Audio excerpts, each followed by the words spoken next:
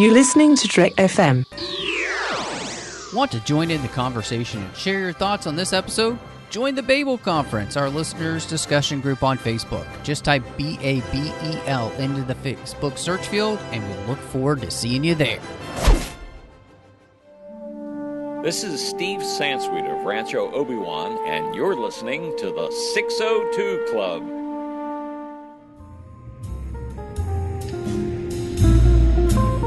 There was a little bar in Mill Valley where all the Starfleet trainees used to go. The 602 Club. You know it. I was there more times than I can remember.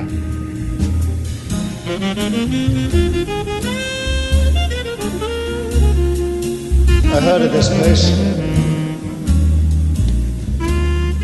Never thought I'd find myself here. Some things are best kept underground. An abandoned station for abandoned agents.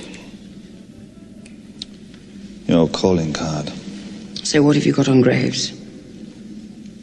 You burned me.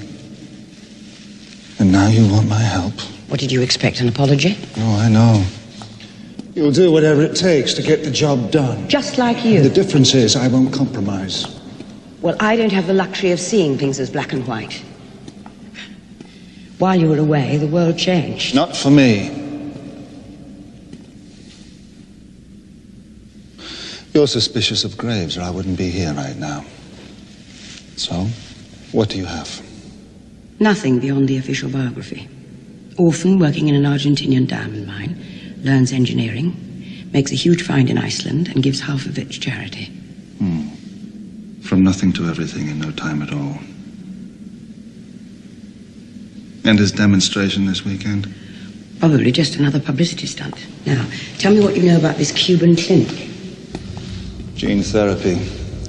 New identities courtesy of DNA transplants. So-called beauty parlor. We'd heard rumors of such a place. I didn't think it really existed. It doesn't anymore. Zhao got away. But he left these behind. All from Gustav Graves' mine. I think it's a front for laundering African conflict diamonds. We need to tread carefully. Graves is politically connected. Lucky I'm on the outside, then. Well, it seems you've become useful again.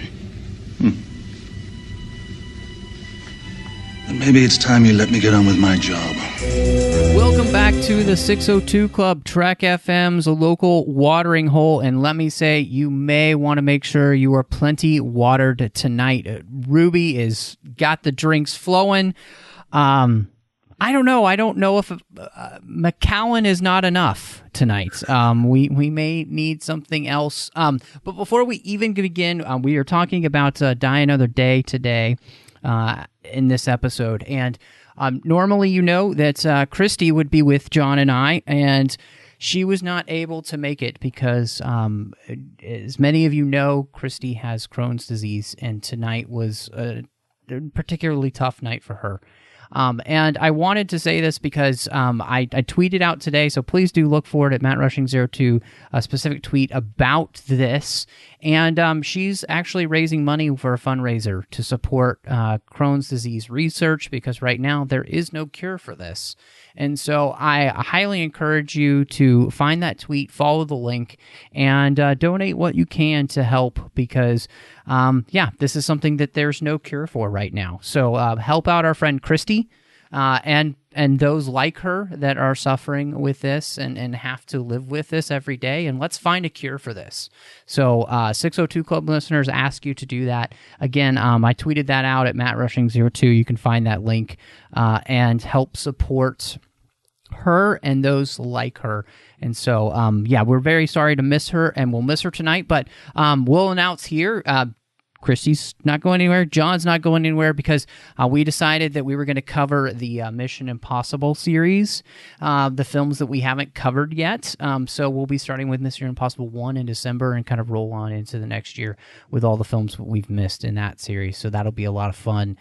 But here with the man, John Champion, Mr. Slow-Mo Gentleman himself, to talk about Die Another Day. Yeah. Boy, what a conversation we're going to have. I know. I feel like I would maybe want to die today instead of another day. I'm just kidding. But it is going to be interesting. So before we dive into, quick reminder, don't forget, you can find us all over the place. Trek FM shows are everywhere, but hit us up on iTunes or Apple Podcasts with a star rating review. Help people find the show. It really does help the show grow when you do that. And you can find all the shows we do here at Trek FM anywhere you get your podcasts. And of course, you can find us on Twitter at Trek FM, Facebook at facebook.com/Trek FM. We've got the listeners only discussion group where you can talk to listeners from all over the world about the different Trek FM shows. Type Babel into the search field on Facebook because it is on Facebook. It's called the Babel Conference. Or if you go to the website at trek.fm, you can find all of our shows there. Any of the show pages, click discussion. That will bring you in there as well. And then if you maybe you want to share your thoughts about Die Another Day because it is your favorite James Bond movie, that is a perfect place to go to trek.fm/contact, choose a show, choose the 602 Club, and that email will come to me and any hosts that are on that week. It's been a while we've gotten an email, and I would love to hear from somebody who this is your favorite Bond movie. Tell me why I'm wrong. So, because I really want to know. But, John, as we continue Bond really for the last time until, I guess, the next Craig film finally comes out, whenever that's going to be, this is interesting because this was the 40th anniversary of Bond. Mm-hmm. And so they're really trying to do something here. It's going to be also the 20th film of the franchise, and they want this one to be massive. But it was fascinating because watching the behind the scenes, this script is in flux for a very long time. And in fact, they don't even know what the name of the movie is going to be past when they even start filming. Like they don't even announce it when they have the press conference with the actors that they've hired. It's just fascinating to me. Like it doesn't seem like they had kind of the clearest idea of what they wanted this film to be, other than the fact that they wanted it to be big and try and find a way to celebrate 40 years of Bond. Yeah, it's really a shame because for better or for worse, what we get here is the end of the classic James Bond series. And if they had planned it that way, they couldn't have planned it any better to say, okay, 40 years, 20 movies, and this is sort of the denouement of that original style taken to its extreme. And what we get with the Daniel Craig movies, almost by necessity, is a complete reboot. And I have to hand it to Eon Productions and to Michael Wilson and Barbara Broccoli and all involved that it was that bold of a move after 40 years and 20 movies to completely reinvent themselves and say, look, we're just going to wipe the slate clean and start over with James Bond. I think that was a great idea. They did it in a really smooth way, which was to still bring back a lot of the elements of Bond, but give them new context. This Bond that we have after 40 years, boy, you'd think that after 20 movies, that would be a character and a style and a formula and a world that is just locked in and rock solid. But you feel like they just don't know what they're doing with this one. That they just really don't have any idea what the direction is. I think, I think you're absolutely right. I honestly feel like the direction of this Bond movie feels off in general with the director. I don't think they chose somebody who truly... not that he's a bad director, Lee Tamahori, but I don't think he had the necessity, what is necessary to bring Bond to life in the at the end of the 20th century into the 21st century. Like here, the very early 21st century, it needed something different, but it also needed to not go the direction that they did, which is basically... they turned this into almost like a bad Fast and Furious film. Instead of what Bond had always been, which is something that, yes, outrageous things happened in Bond, but all the stunts and everything were real. Yeah. You know, you weren't playing with CGI and all that stuff. And so that's a big part of the direction, them not understanding where to go with this. And what was fascinating, watching the extras, you know, Barbara Broccoli even said, she said something that we learned from Cubby, which is he always told us, don't screw it up. And it's fascinating to me because I do feel like this is the film where they truly screw it up. And they actually screw themselves in a way that almost makes Bond never come back, really. I mean, it just that's the level to which this movie kind of, I think, is such a mishit with the fans. Now, I was looking, like, the reception for this movie wasn't all that bad. But I think the way that it's aged, it quickly, it seems to me, to sour with the fans of the franchise, and then just general people out there who are kind of fans of Bond. This is one where they're just like, oh yeah, that one. I mean, it's kind of like, I'll be honest with you, you know, before Batman we and Robin of the series. Yeah, right.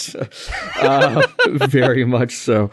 Yeah, before we even, you know, get to the end of our discussion today, I'll just preface it by saying that this is the only Bond movie that, particularly in the theatrical runs, but ever since I was introduced to Bond, this is the first Bond movie that I only saw once at the time of its release, and then I only watched it in its entirety again for this podcast.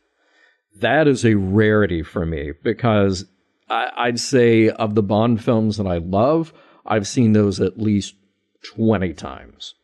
And of the Bond movies that I have maybe a passing familiarity with, I'd say at least 5, 6, 7 times on those.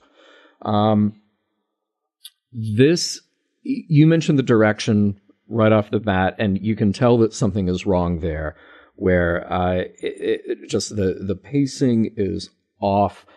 Use of that weird kind of fast motion transition stuff doesn't work at all. It feels like you don't know what type of movie you're watching, and the filmmakers don't know what type of movie they're making.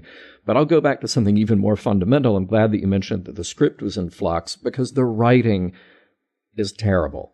And there's about 50% of a script here, where you have the basic outline, you have some elements that you want to hit, you have some plot points you want to hit, but you need to take that 50% and put it in the hands of a really talented writer. Because I felt like every time there was a joke or a quip, it's some writer patting himself on the back for his clever line, and nobody having the smarts to say, that's not funny.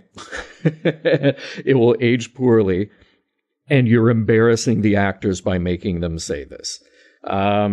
You know, it was bad enough that we ended with Christmas Comes Once a Year at the end of the last movie. And this, I just felt like they're like, well, we pushed the envelope that much and we put in so many bad jokes in there. Let's really go for broke and put in all the bad jokes we can here. Yeah. Well, and so this is something that, you know, before we get completely into the script, because I do want to really dive into that, you know, this is also a movie that, unfortunately, as they're shooting, they have a lot of issues. They don't know if they're actually going to be able to film in Iceland, because they don't know if the ice is going to freeze enough for them to be able to do that car chase there.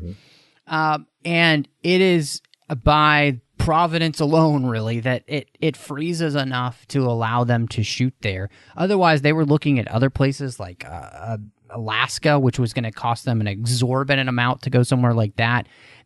So they get very blessed in that sense that it finally does. Where they're filming in Spain, which is actually what Cuba is supposed to be, it's unseasonably rainy and cold there for most of the shoot. They almost have to leave Spain to go back to the studio. The very next day, when they're thinking they might leave, it becomes sunny and they get what they need. But I mean, Brosnan gets hurt. Yeah. Has to have surgery on his knee. They have to shut down production for a while for the first time ever in a Bond movie. So as we're talking through, I think the issues that happen here, this is kind of a film, you know, we've talked about some of the the Bonds, where as they're continuing, there is some, fraught production. This one definitely just has a very rocky production, and I think it kind of shows throughout most of the film. But you were mentioning how the script has all of these things that happen in it, with puns and all that stuff. I think, though, we have a very strong start in North Korea. The film kind of feels like the start of Tomorrow Never Dies kind of beginning. It's very serious. And then for the first time ever, we have Bond not get away, being captured and tortured. And I think that this set up at the start here, minus the theme song, this is a fantastic beginning to a movie for Bond, because it puts us in a place that we've never been with the character before, which is to have him come home and really be almost a disgrace, because he hasn't killed himself with the cyanide. He's let himself be captured, and it puts him in a very bad position. And I feel like if you find a way to extend that story, maybe make the whole movie about Bond redeeming himself, so he escapes from prison. I just feel like you could have created an amazing Bond experience here, 40 years in, 20th film, and then it goes off the rails. But before that, the start is actually, I think, very good. Yeah, well, and all that good stuff that's established there is pretty much forgotten through the rest of the movie. Which is really strange. The guy's been gone for 14 months and tortured with an inch of his life. And like you said, he has to redeem himself. But they just sort of wrap that up very neatly, and then you move on with the rest of the plot. The North Korea stuff I found pretty fascinating. I have just a weird fascination with North Korea anyway. And I love watching documentaries about North Korea, just the odd cultural and social construct that it is. And that did not resonate with me as much when this movie came out in 2002 as it does now. And of course, North Korea has always been in the news when it comes to Korea's relationship with the Western world, but it has been even more so in the last few years. So I found all that stuff to be kind of a real-world hook to get me invested in the story, in addition to just the James Bond element of all of it. But what they do to the character of Bond is pretty fascinating. And we've had to do this in a few Bond movies, where you take Bond out of his element, you put him at odds with him, and then Bond has to go it alone and do his own thing. This has almost become a trope in the Bond films at this point. But the way it's done in this, where he's literally tortured and missing for all these months and written off by MI6, that is a whole other entry point into this idea of separating Bond from the structure that is the institution around him. So all of that stuff is wonderful. But then, like you said, we just sort of just brush it aside so we can move along with the rest of the movie. I wanted to kind of do this thing where, what if we take the same start, and you have the moment up until after the theme song. Maybe we even start with him still being in prison, right? Let's rewrite it a little bit. Let's one up the writers, here. Now, I want to give them their due. Mm-hmm. They also have been on many of the James Bond scripts. They've been on Skyfall. They've been they have been on Quantum, Casino Royale, Spectre. They've been a part of all of those scripts, so it's not like they did in World Is Not Enough to, but so they've had some hits and misses, obviously, as writers. And they haven't always been the main writers, but they were definitely the main writers here. So I do think we can lay at their feet most of the problems with this script. Well, there's something about, though, as a writer, all I want the writer to do is to craft the best idea that they think will work to tell the story.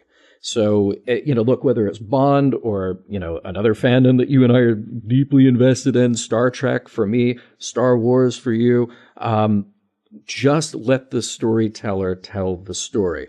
What stinks from the beginning of this experience is you can tell that the writers here are trying to sort of outpace the audience. Oh, wouldn't it be cool if we did this? Oh, I bet the audience wants this, instead of just sticking to what actually serves the story and what serves the character. So sorry for that little rant there, but that I feel like that's sort of the headspace that leads you to a movie like this, where it's just it's just sort of second guessing, like, oh, well, I bet they won't see this coming. Oh, I bet they'll think this is funny, instead of being true to what you actually want to accomplish as a writer. So sorry to interrupt you, but yeah, as far as rewriting and reimagining, here's the thing. They already had some great elements in their back pocket that they didn't use, namely Wai Lin. They were going to bring back Wai Lin from Tomorrow Never Dies, and I think that would have been great. From the time we see Bond escape from the MI6, the British naval ship, and swim across the harbor and show up in that Hong Kong hotel, which is a great scene, because it shows you can take the tuxedo away from Bond, but he's still Bond, I would have liked to have spent a lot more time there and almost see Bond, realizing that he's been written off by MI6, have to form some new alliances through his old alliance, Wai Lin, and work in a culture that is very different from his own. I think that would have been a really interesting point of view to take with this movie, or at least a good chunk of this movie.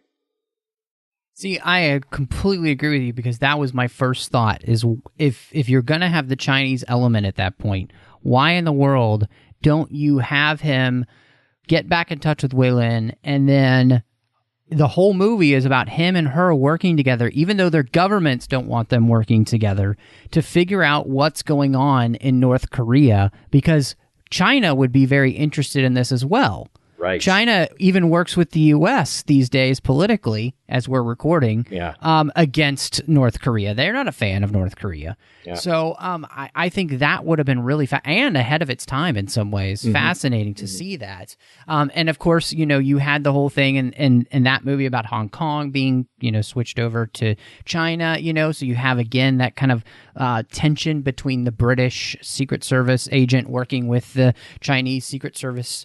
And I think that would have made such a better film. And then, I think on top of that, I don't know. I think you need to find a way to change this whole DNA replacement stuff. I think that's just too far out there, even for Bond. And I don't mind necessarily the space weapon, because, GoldenEye, that's not awful. But I think you need to find a way to rewrite some of that. Otherwise, if you shift the focus to him and Wai Lin, and a lot of this takes place more in the Far East, I think that makes for a more interesting story than where they go. And if you make that the plot points, you change the Cuba thing to something else, all of that stuff, I think you could find a much more interesting way of working these two characters together, and you don't end up with the problem in this film, which is, honestly, this movie is fine, even when you're getting to Cuba, but it's the moment, literally the moment that Halle Berry opens her mouth, that the dialogue in this film goes completely south. Because every single thing that she and Bond say from that point is a pun to each other. Yeah. And I don't know what it is about the writers that the moment that she showed up, everything else that they were doing kind of went out the window, and it just became this ridiculous farce of itself. But it is very frustrating, because I feel like up until that point, even with Bond in Cuba, he's doing this thing like that he's done before, where he's kind of on his own. He's trying to find it out. He's talked to this this tobaccoist there who has a friendship with him. You know, he's gathering up things like an old revolver and like he's finding a way to work himself into getting to this island and everything. Like all of that stuff I feel like is good. But it's the moment that this character comes in and she's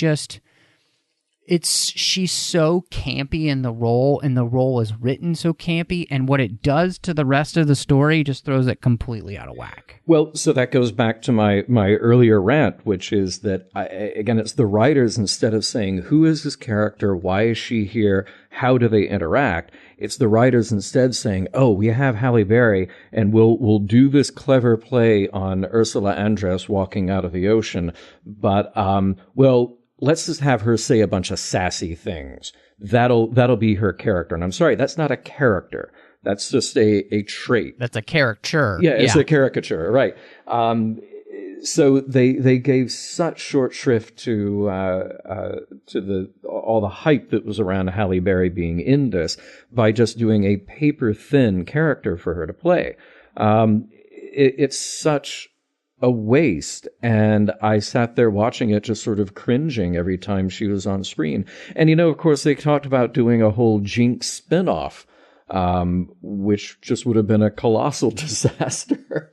I take that back. I don't know if it would have been a disaster, but they probably would have been in films that I would have hated if they had continued out that paper-thin character. And I think you hit on something that when you talked about them wanting to do the homage to Ursula Andress, which is fine, right? But do it in a way that feels organic to the rest of the film instead of it feeling like, because what this movie becomes is death by homage. Yeah. You know, because every time that they do that, it feels forced. You know, you see it coming a mile away that he's looking at, you know, the binoculars and that she's going to come. And what's frustrating is that even the way she comes out of the water is annoying. Like, nobody comes out of the water flailing their arms and like, I mean, it's like Ursula Andress didn't even do that. She just came walking up out of the beach, off the beach, you know, out of the water like a normal person. Yeah. So it's just, the whole thing just becomes a farce of itself. And, you know, we end up going to the underground, you know, secret lair for MI6 that holds all the old stuff, and we see all these old gadgets and everything, and it's sort of cool, but again, it just becomes more of kind of in your face than something that feels natural. It's more of the thing like, hey, remember this? And nobody wants that moment in a movie where you're taken out and you're like, oh yeah, I remember that movie. It was 40 times better than this. Yeah, right. Yeah, so that really hits the nail on the head with a lot of that stuff. And just speaking of the Halle Berry moment, Jinx coming out of the water, think about how much more clever it was to have Daniel Craig in his tiny trunks coming out of the water. First of all, looking magnificent. And second of all, just that being a believable moment. Like, yeah, he can still be eye candy. And yeah, we can flip this trope on its head of having the beautiful person emerging from the water. But there was something sort of more real and raw and believable, even if in the back of your head you go, oh, look, they've flipped the roles here. That's fine. In this movie, every single thing that they try to do to be clever just comes across as a joke. We had a discussion a few weeks ago on Mission Log Live about fan service versus an homage versus something that is keeping you in the universe of that story. And our caller, hey Barry, our caller was he made a good point. He was talking about the things that, you know, keep him invested in it, that keep him in that universe. And Ken and I were saying, okay, well, you look at a movie like Star Trek Into Darkness, and there's some offhand reference to, oh, we still have that shuttle from the mud incident. And he and I just both cringed at that because it was hammering the audience over the head, even though it was just a single line, but it felt out of place. That we just both hated that moment. It's the equivalent of somebody walking down the hall in a James Bond movie and saying, hey, remember that time with the guy who had all the gold?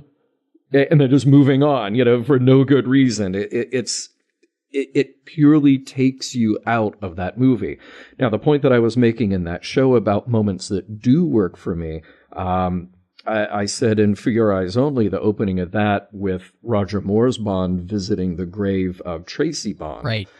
Even though that scene goes off the rails because it turns in this kind of comedic opening, that moment by itself of Bond going to the gravesite, it's not like we're trying to create this complex continuity. It's not like we're trying to make everything fit neatly into this little box. But what we are saying is that there are moments that inform the biography of the overall character James Bond that still have a place, however it is that we interpret Bond. So something like that, I think, is smart. It's handled well, and it makes sense in context. In a movie like this, in Die Another Day, little things I appreciated. Bond swimming under the ice shelf in order to get up into the hot spring, and he's got the little rebreather in his mouth that was from Thunderball. Great. It's a piece of equipment Bond already had. It's a piece of equipment we've established in a movie. He uses it. We don't make a big deal of it. It works. We carry on. Stopping in Q's lab and just seeing everything piled up around him, it makes no sense. It makes no sense at all. So they layered it on entirely too thick, and every time it got thick, it just pulled me out of the experience.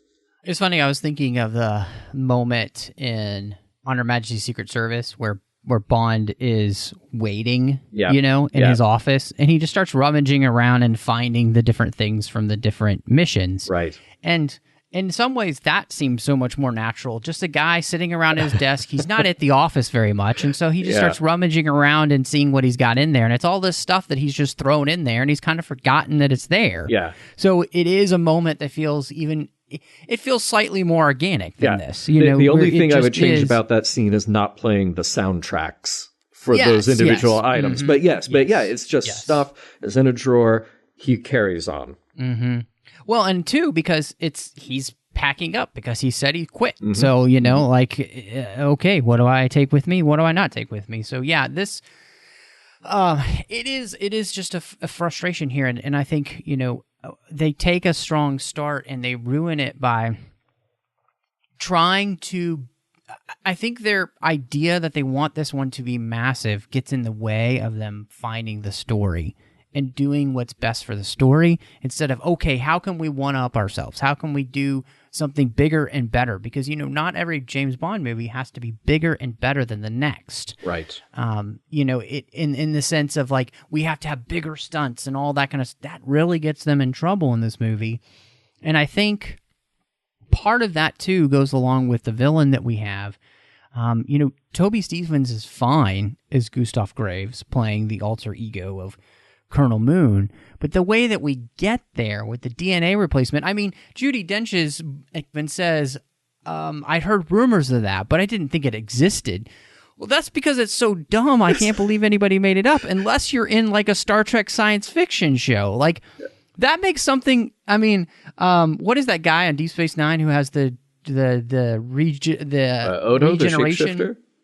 No, he had. It's a character who has the molecular regeneration center. It keeps his molecules like entertained, so he'll live longer. Oh, nice, nice. Yeah, it just feels like something this ridiculous, where you're just DNA replacement therapy. This is the dumbest seriously? thing. It is truly the dumbest thing, and it's BS. If you replace your DNA, you die. Okay. That's just not a thing. We had in the opening of Diamonds Are Forever, the idea that Blofeld was doing plastic surgery on others to create duplicates, and great, do that. That's wonderful.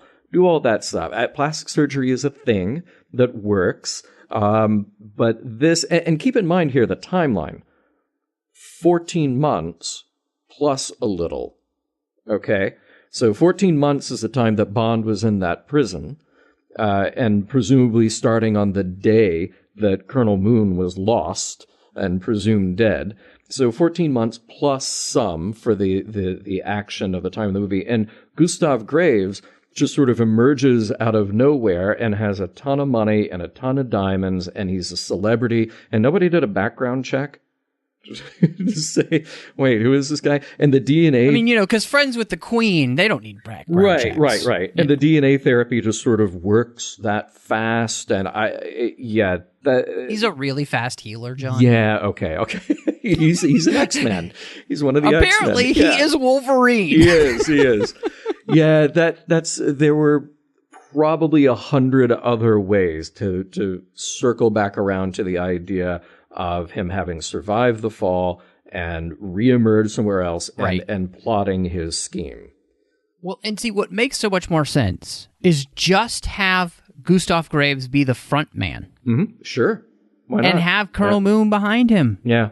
So that then you have the reveal, like at the end with the plane, where he's in front of his father, and it's not this, oh, you don't recognize me because I'm white now. Mm-hmm. It's that, you didn't recognize it was all of my plans here using this guy, do that. It's just so much easier,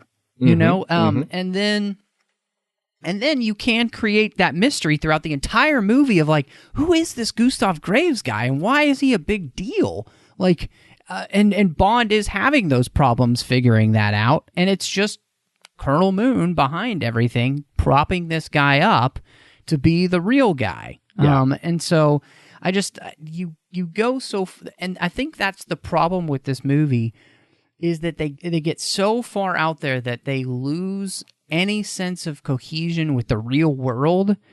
And that's a problem when Bond, something in it feels so out of left field and so fake and couldn't possibly happen that we lose our connection to the character, because Bond is best when he is more grounded. And I think if you were to look at all the reviews that we've done, pretty much all of the films that we've enjoyed the most are the ones where it's really a much more grounded story, and Bond is a character whose feet is planted firmly on the ground in that way. And this takes that so far out of the realm of possibility into science fiction, it becomes Moonraker-ish, where you're just like, oh my gosh. Yeah, I mean, you have to push things far enough. You have to push things far enough to create tension and surprise and make it bigger than life. But once you've gone that step too far, there's no coming back from it. And it's no slight against Pierce Brosnan the same way I said the thing about Roger Moore. He's doing everything he can to hold this together. But the odds are stacked against you when you have as much nonsense as this movie has. By the way, speaking of sci-fi elements and vehicles and stuff like that, that airplane is really cool. That is an Anatov 124, and that I had to look that up because, again, going back to my weird fascination with North Korea and that they still fly these like Soviet era airplanes. I just think it's a cool, weird design, and I love that being kind of a central set piece of the movie. I hate the terrible CGI around it, but I loved the airplane in the movie. It is frustrating that the villain in this one, because I think, again, as we're talking about at the beginning with the strong start and the fact that the North Korea stuff is so strong as an idea, we really haven't done North Korea before, and it is something. I mean, they were right in pulling out, okay, what could be some of the next threats? North Korea being that threat and choosing them and choosing this action of, the idea of a crazy person in North Korea wanting to find a way to destroy the demilitarized zone so that they can take over South Korea and all of those kind of things happening. Again, such a thoughtful, perfect idea to start with. But where we go, it takes you so far out of the realm of possibility. There are always possibilities, Spock said, but this is not one of them. No. We talked with the Bond women about Halle Berry's Jinx character, and I want to talk a little bit more about that. And because I think, again, it's not that the character itself, what they want the character to do, is bad. The idea that she's an NSA agent, the fact that she's working on the same storyline as Bond, basically, they're just coming at it from different places, is basically Tomorrow Never Dies. Yeah. With Wei Lin and Bond. Wei Lin is just a well-written character. Unfortunately, Halle Berry's character, I don't know if it's just... I don't know if it's completely all that she's just not well-written. It's just also not well-acted. No. You can take those lines and maybe make them better, but every delivery there is just... It hurts my heart.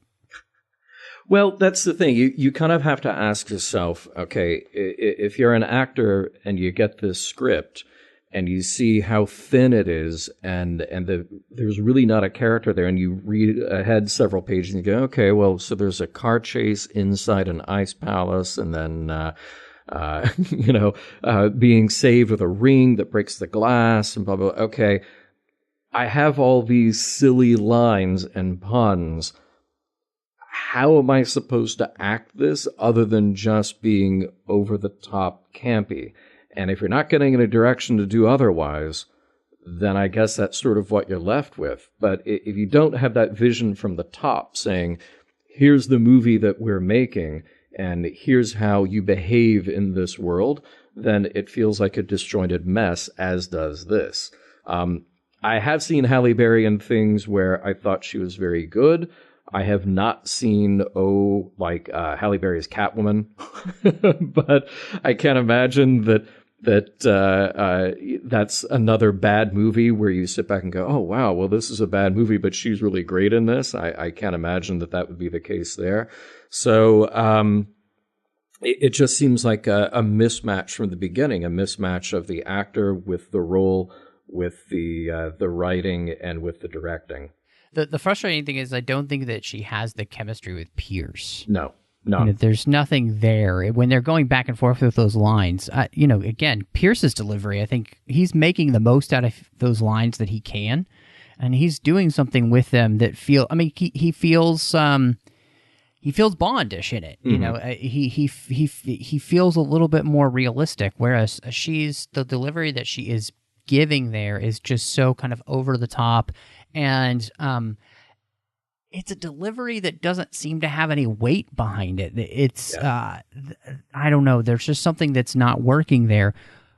You flip that, though, because Rosamund Pike, this is one of her first major roles in a film as Miranda Frost. And I think she's phenomenal in the role for what she's given to do, and she makes the most of every scene that she's in. And I think she relishes every part of, especially getting to turn and be, the bad, double agent and everything. Like, it's just much more exciting. It's much more enjoyable to watch. And then watching her her frosty nature bouncing off of, Pierce's Bond, to me, works. Like that whole scene where they have in the ice castle and stuff, where she's pretending to do what she should do as a MI6 agent and everything, and sleeping with him, and they're both kind of using each other at that moment, which is kind of nice because it's mutual and all that kind of stuff. And then she's going to go off and do her thing, which is betray them all. Yeah.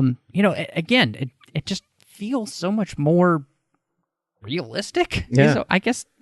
Yeah, in an unrealistic situation. Yeah, she's terrific. She's really good. And no pun intended, but she has that icy Hitchcock thing that really plays well, and it's really appropriate for the movie and appropriate for her relationship with Bond in this. It all works really nicely. Would have been much more interesting to see more of her in this than of Jinx. No question about it. Yeah. What's great is, too, you mentioned Hitchcock. She has such a Grace Kelly presence. Yep. She has that kind of beauty. It's off-putting how beautiful she is and everything, and she uses it to her best advantage, and I really appreciate that. And I absolutely agree. I'm imagining somebody like her with, the character of Wei Lin So much more interesting to watch those two go back and forth because much more serious roles. I think it would have been fantastic. So, and I would have cared then when at least Wei Lin was in danger, right? As when Jinx is in danger. So yeah, because with Jinx, it's just going to be another one-liner, another sassy comeback, and look, I get it that part of the Bond mystique is that he's got the pithy comeback and the one-liner, but even then, a little bit goes a long way. Yep. And typically in the Bond movies, they've known when not to overdo that. So it really hurts when every other line is that. And look, not to just pile on about the Jinx problem in this movie, but even from the moment that they meet and they hook up that night and you're supposed to believe this passionate, hot scene between them, I didn't buy it at all. It's awful. I was just like, why? It's awful. Well, how did we get to this? It made much more sense when you had the Bond and Miranda Frost scene in the Ice Castle, because there are stakes for each of them in this. And it worked. It worked to serve the story and it worked to serve the characters. Well, and not only that, but I want to say they tried to make the scene sexy, and it's laughable. There's nothing sexy about it. So yeah, that's I didn't put this one, but Madonna. Oh, I can't.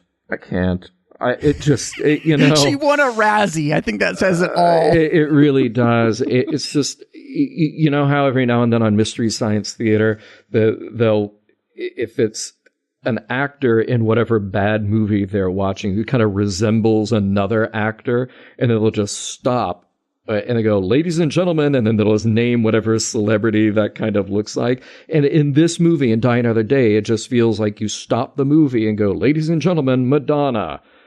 And it doesn't work in the least. Now, that said, the fight between Bond and Gustav Graves is played very well. There are a lot of good moments in that fight. But you did need to get there by way of Madonna. Well, and I think that, let's have Madonna segue into over-the-top action. But let's start with something I think that absolutely works as an action sequence in this film, which is the sword fight, which is a great on-screen. I mean, it reminds you of all of the, Earl Flynn type of sword fights. But this one has I don't want to say viscosity to it, but it has a real visceral nature to it, because it's these two guys are kind of trying to kill each other in the fight, and you can tell, and it feels real. And the fact that you can tell they're getting tired doing it, it just, there's a real sense of stake and stakes to this fight that I think makes it one of the best things about the film. Is this one scene as they're going around this club tearing it to pieces. and I love it. Like, it is actually a scene in the movie that I would go back just to watch this one scene and maybe on YouTube and then forget the rest of the movie, because this is good stuff. Yeah, agreed. It's really well played. You believe the actors in it. You believe the danger that they're in. Because so often in a Bond movie, it's people at a distance with guns. There's something more intimate about a couple of people with swords right on top of each other and slicing into each other. So, that was super well played. The beginning too, the movie, they are trying to do something new for a Bond film, and they do the surfing scene, where they, and what's fascinating about this is that watching the extras, I didn't realize that these are actual surfers doing these massive waves.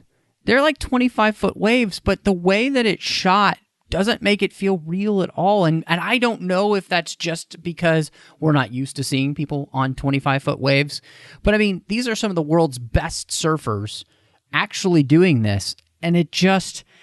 I feel like the cinematography of it just is, to a point, it makes it feel fake instead of real, and that's disappointing. Yeah, and unfortunately, it gets kind of mired in the the good and bad scenes of this movie, because you've got what would be a really good scene like that, where you open in that classic Bond tradition with a very intense stunt that somebody actually had to do. So, yeah, it's not Roger Moore going over that cliff, but there is actually a guy going over that cliff with that parachute on his back.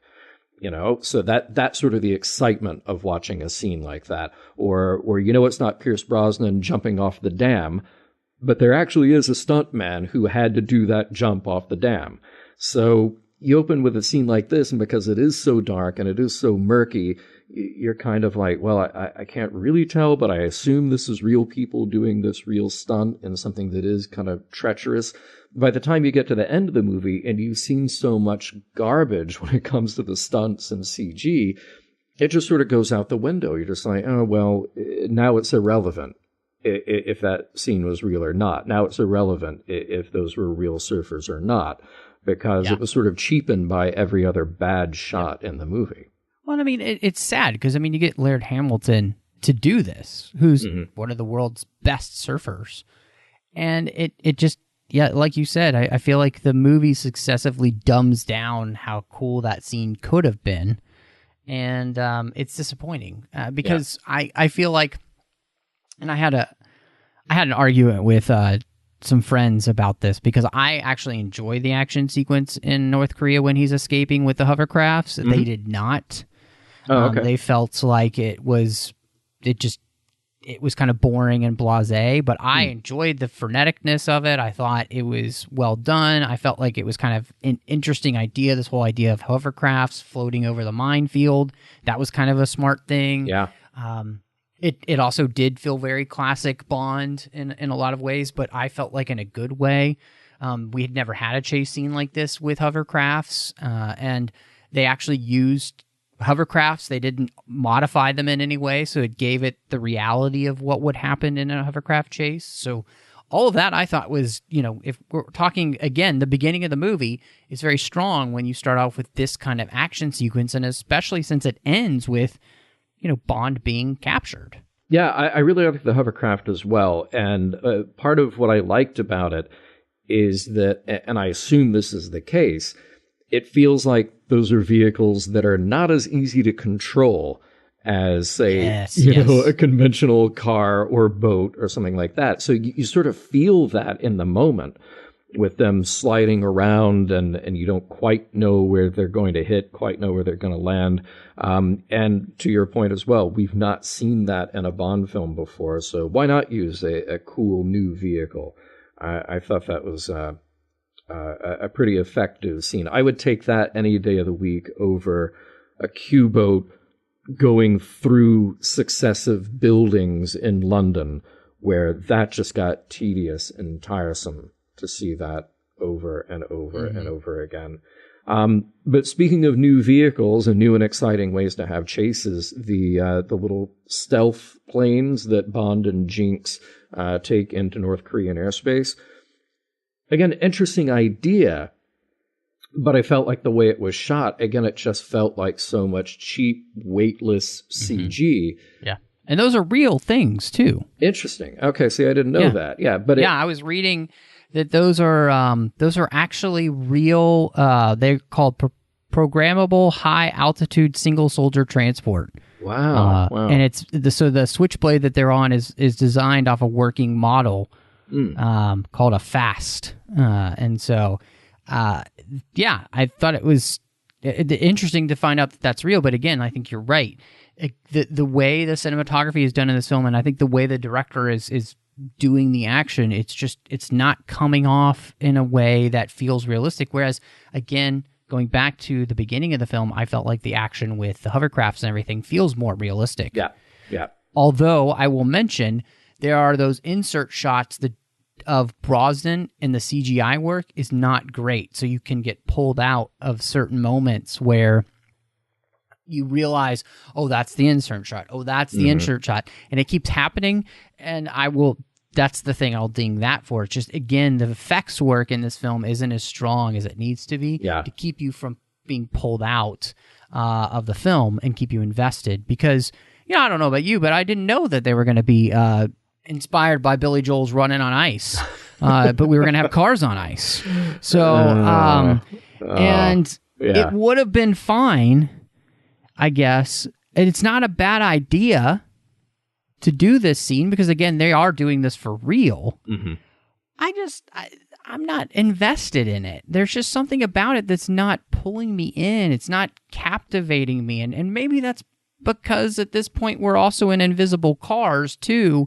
And we've already had so much bad CGI that I think this is what it boils down to. By that point in the movie, when I was rewatching this, I was playing on my phone because I was bored. I'm going to be honest. I was just playing on my phone because I was bored in the film, and I'd kind of look up at the action and be like, it was not exciting. Yeah, so, because it plays like a video game. Oh, this car's got 2 rockets. Yes, now does, this car's got 6 rockets. Now this car's got a machine gun. Now this car's got 2 machine guns. Just over and over. And the choreography of it felt very choreographed rather than something that has an immediate danger to it. And, Bond has had some great car chases. Bond has had some not so great car chases. This one just felt, for everything that they tried to do to make it feel real, this one just felt fake. It felt like it was planned on a computer, even if it wasn't actually entirely generated in a computer. I would say, comparing Pierce Brosnan's greatest moments, there was more tension and more fun just in the opening of GoldenEye, where he's racing around those mountain roads and doing the little chase there, than any of the stuff with guns blazing in this one. Similar to the stuff jumping out of the plane, it was a much more thrilling scene when Bond was doing the halo jump in Tomorrow Never Dies than flying out of the back of an airplane on the little stealth sled. Mm-hmm. Then you get to the end of the movie. It's the world's most horrendous CGI job with Bond escaping on the, I don't know what that is, but it is absolutely awful. And then you have the awful CGI with the plane. Yeah. So you're not invested on what's happening in the action in the plane, which is not, there aren't bad fights. The fight that Jinx is having with Miranda Frost is actually pretty good. Of course, there's the awful quip at the end of it, so it ruins it. So the movie does such a great job of uninvesting you from the moment that Halle Berry shows up to the point that you get here, that by the time it ends, you're like, thank God this is over. Yeah, that weird paragliding, surfing thing after we've launched the Icarus device against Bond, that's just one of the all-time worst scenes in a Bond movie, no matter what. And they should have seen that coming, and they should have thought better of it. Because it's awful. Again, with a good writer, there are 100 other ways to get Bond out of that. But they chose the worst way to do it. And by the way, for that matter, this movie does a lot of what the Bond movies get pinged for by critics, which is that the technology behaves exactly the way you need it to behave in the scene. So here you have this Icarus device, which is a fearsome weapon that can just destroy anything in its path, and yet it's slowly following along with this the sort of jet car that Bond has stolen, long enough for Bond to go over the edge of this cliff, hang on, try to get out of the jet car, fashion together this parachute surfboard thing that he's going to use. That Icarus weapon still just slowly gliding along, where any other time it's just like you hit a button, turn it on, boom, you're toast, you're fried. Same thing with the lasers in the sort of supposed diamond mine, diamond processing center that Gustav Graves has. So you have the slow-moving laser which will decapitate Jinx. But then when Bond comes in the room and the wrong buttons are pushed, those lasers just going everywhere. They're just all and nobody's over. getting hit and with them. Nobody's getting hit. Well, a little bit, but nothing too bad is happening. It's like it cuts the outer layer of their clothes. Bummer. So yeah, the technology was a little annoying in this. It reminds me of an Austin Powers where the guy is standing in front of the steamroller. Yeah. It's moving at like 3 inches an hour. He's like, no! It is the exact same scene, basically. Yeah. So, yes, you're absolutely right. Well, it is Dr. Evil saying, after he's captured Austin and Vanessa, start the unnecessarily slow dipping mechanism. Yes. Oh, I just want some freaking sharks and freaking laser beams. That would be more realistic than a lot of the things that happen in this movie. Right. And it is unfortunate because, again, I feel like the movie sets itself up. I mean, even though the surfing isn't great at the beginning, I feel like we come into a good action sequence with everything that happens in North Korea. We theme song, and then we get to the sequence where Bond escapes to the hotel. All of that stuff is good.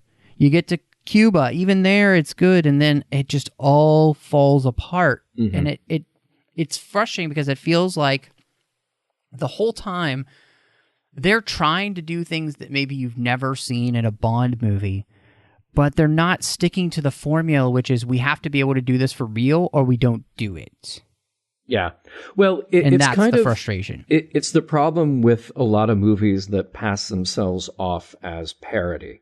So I always say, movies like Airplane are so successful because you can tell right from the start that there's a deep love and understanding of the source material. They get all the things that are wonderful and terrible about the movies that they're poking fun at. But then there are movies that pass themselves off as a parody that aren't parodies. All they're doing is just essentially lifting a moment and putting it in front of the audience and saying, hey, remember this? Hey, remember this? Hey, this other thing happened in this other movie.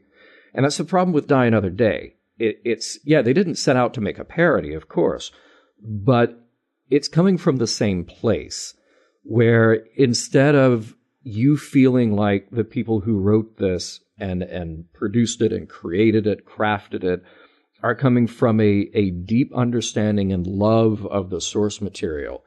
It's like instead they just sat down, they were shown the 19 previous movies and said, okay, now go make one.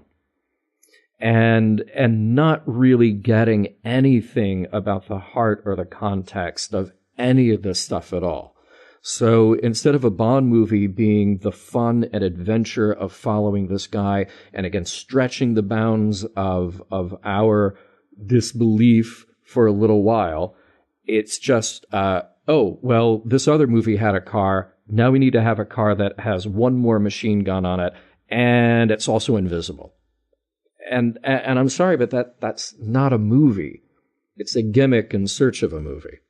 And they picked the wrong movie. Well, and it is too bad because the Vanquish is a beautiful vehicle. Oh, yeah. From Aston Martin. Yeah. And the way it's treated here is just with such disrespect, in the sense of, let's make it invisible. And you don't even see the car half the time. How dumb is that? Right. The whole point is how cool the car is. Right. So, I heartily agree with you. I think you've really pinpointed the issue here is that I know what they want to do, that they want to honor all that's come before, and they want to find a way to encapsulate all that together. But I think all the worst tendencies of trying to pay homage to something are seen in this one film. I think this is a Hallmark film in the sense of this is how you don't do an homage. Yeah.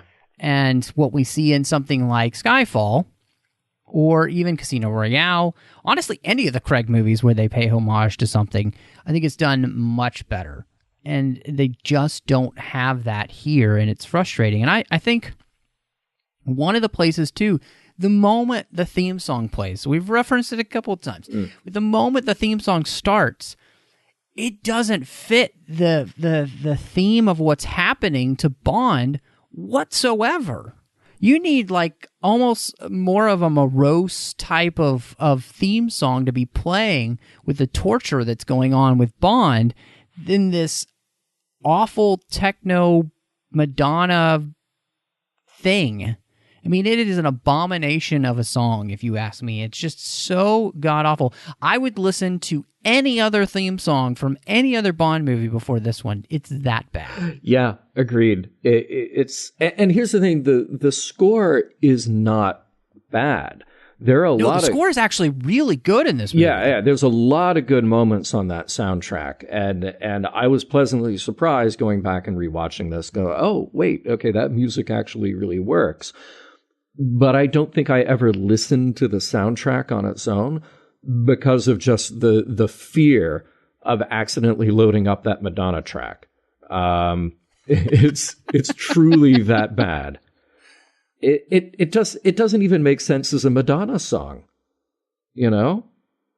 Yeah. It's whoever's in charge just saying like, well, Bond films have to have a great opening song. Who does my daughter or my son say is big? Madonna? Okay, sure. Get Madonna. Whatever. Just let her do something. It's funny. I was thinking, Michael Bublé's "Cry Me a River." Yeah. If you were to put that over the actual scenes that are happening at the opening credits, yeah. Put that song in there, it would work so much better with the booming at the beginning, and the way that he sings the song and "Cry Me a River" as Bond's being drowned in cold water and everything, and that kind of theme. So that's what I'm talking about. You need that kind of theme, something that feels classic and yet is kind of almost referencing what's happening in a way that feels to match. I mean, this upbeat techno Madonna thing doesn't fit what's going on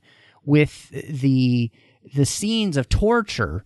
I don't feel any of that torture because I'm in a nightclub. Yeah. Well, and her voice is processed within an inch of its life, so you can't even get a sense of what the... So classic Madonna is what you're saying. Right. Well, classic Madonna I would take certainly over this. It's just...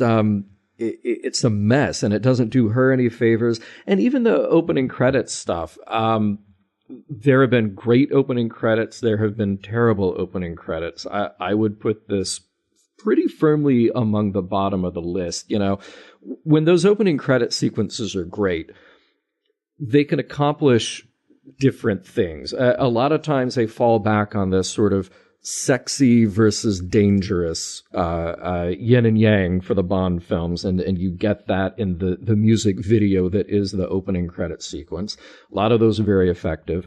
A movie like Skyfall, they cleverly tell the entire story in pictograms, essentially, through that opening theme. So that's great to go back and watch that one after you've watched the movie. This one just was sort of very off-putting. I know that it needs to accomplish telling you what's been going on with Bond because it's this long period and we're catching up with Bond after months and months and months of this torture. But the other stuff going on in there, it was just very off-putting, and it's not an opening credits that I would ever go back and watch again, just like I would never go back and listen to that song again. I feel like there is a quote that fits here from our friend Madonna, and it's "Life is a mystery." Everyone must stand alone, and if you like this theme song, I think you do stand alone. So, it's funny because before we started recording, I was just kind of listening to some of the soundtrack, and I have to say, the actual score here by David Arnold again, he really he's found a way to create Bond themes, and I specifically love the track "Welcome to Cuba." Because it's such a great mix of like Cuban beat with the James Bond theme and everything. It's vibrant. It fits that scene perfectly as Bond's driving around in that classic car, and what's supposed to be Cuba. It's great. It's really great. Yeah. David Arnold, I think, nails it out of the park. I think you're right. It's a score that I don't listen to much because I don't want to accidentally get that clip of Madonna singing the theme song, but the actual work that David Arnold did, it stands up with all the other work that he's done so far. So it is actually, it is one of the highlights of the film is actually the score. Yeah, for real. Well, this will be very interesting because I don't know if we've ever gotten to the end of rating a Bond film where the question is, how low can you go? Yeah, I mean, look, I said it earlier in the show, which is that there were things that I found myself interested in this time around more so than the first time I saw this movie. The only other time I watched this movie in its entirety, which was in 2002 when it came out. And I just remember being very excited about the 20th movie, the 40th anniversary. There was so much excitement and hype around that, and I was so disappointed coming out of the theater after seeing it. That said, you know, the elements that I pointed out that I liked, that opening sequence, the stuff in Hong Kong, as you point out, the stuff in Cuba, the soundtrack is very good, except for the opening theme. Rosamund Pike is great. I think Gustav Graves could be one of the better villains had they not convoluted this whole origin story for him that is unnecessary. We didn't talk about Zhao. Zhao could have been interesting, but they... Was there anything to really talk about other than the fact that he's got diamonds in his face? That's the thing. He could have been interesting, but they didn't make him interesting other than having stuff in his face. You know? Set pieces were okay. You know, the sequences in London I thought were fine, with the exception of loading up all of Q's gadgets from every movie into one room. That made no sense. The airplane set piece, very interesting. All the sequences in North Korea, very interesting. I even read that they washed out the color from that just to sort of give it a unique and very sinister look, which I think they accomplished well in that. There's just so much that misfires here, and it's really too bad. It's not Pierce Brosnan's fault. I think he's been perfectly good as Bond, and it would have been interesting to see him make more movies. But I'm really glad that the producers decided to reboot Bond after this. The time had come after 40 years. Nothing wrong with that. Just going in a bold new direction. I think I'm going to have to give this 2 out of 10 giant Soviet-era airplanes. You know, I might be convinced to move the needle a little bit, to go up to a 2.5 or maybe even a 3, because the good things that are here are actually the core of what could have been some truly iconic, great moments for Bond. But they fumbled the ball every step of the way. And when they started out with a good idea, they forgot to finish the good idea. When they had interesting things on paper, you know, be it the relationship between Bond and Jinx, they didn't actually flesh it out into real chemistry that we see on camera. When we're supposed to feel danger, we don't really feel danger because it's just so much CG. So it's too bad. It's too bad that Bond sort of goes out with a whimper like this.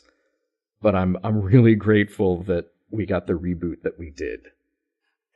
Yeah, it is frustrating that the ultimate action hero, the manliest man, you know, like goes out so limp. It's shocking how uninspired this movie is in so many different ways, and it's frustrating. And I'll put it this way: I didn't know I could be this disappointed in the cinema in 2002 until I saw Star Trek Nemesis. Right. And then that happened, and I was like, wow, 2 franchises have been killed in 1 year. Yeah.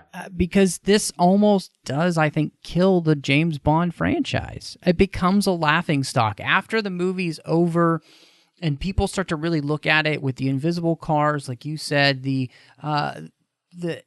no sense of danger because everything is CGI, the ridiculous punnage that's happening between, Bond and Jinx.